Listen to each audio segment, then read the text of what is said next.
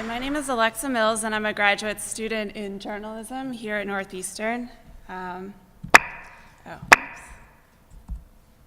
So this is what I want to talk about today. This is a front page article that I wrote in the Boston Globe about a pastor here in Boston. And this is a story I wrote for a class at Northeastern, which was called Enterprise Reporting, which is like Journalism 101. This is the first story I wrote in my first journalism class, and the first story I ever published in a newspaper. And it's in the Boston Globe, which in my opinion is the best newspaper in the world because I'm from Greater Boston. So how did this happen? Well, to start with, I'm 33 years old, which makes me about a decade older than most of my classmates here. So what was I doing for the 10 years before I did this? Well, back when I was my classmates' age, I was getting a master's degree in city planning up the street at MIT.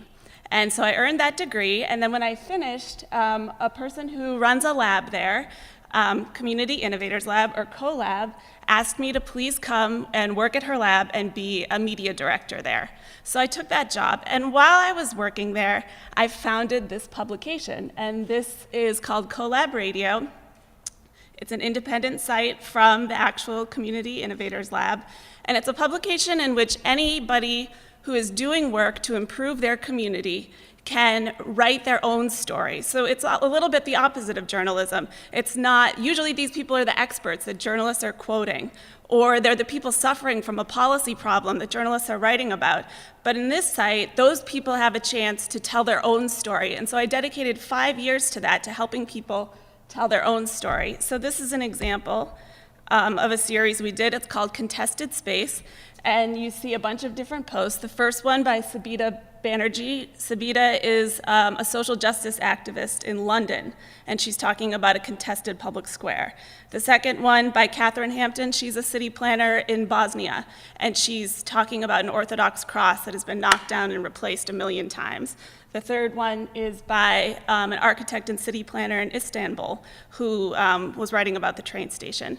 So that was sort of the mental space I was coming from. And now I'm in journalism school, and I have to actually write about someone, which I signed up to do, but it was stressing me out.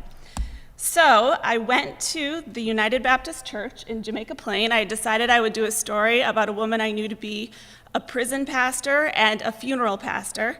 I'd never met her before, so I decided, okay, I'm going to attend church. So I went to this church, and I attended a 3-hour Baptist service, which was different from my faith tradition, Unitarian Universalism. So even just the service was a learning experience. And when it was over, she walked up to greet new people in her congregation, and she came up to me, and I asked her very directly, "Can I tell your story?"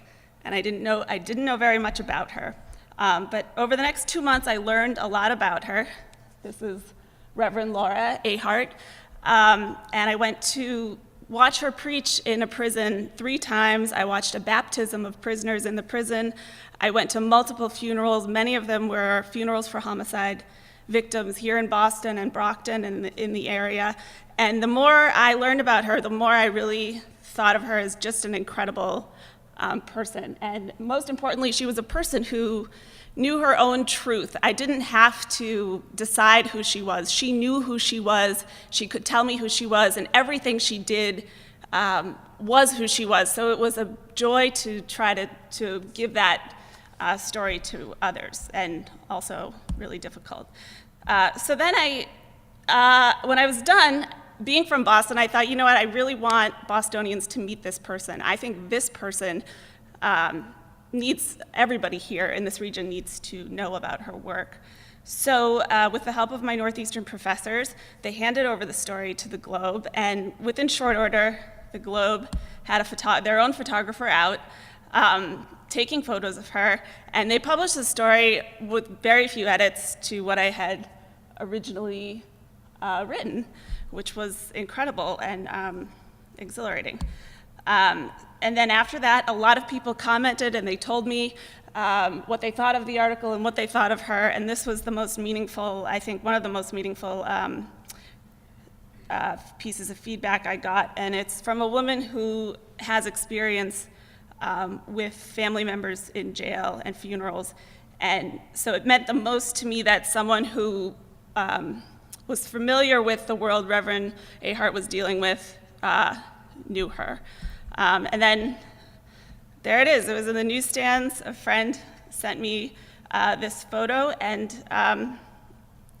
that's the story of my first article in journalism school.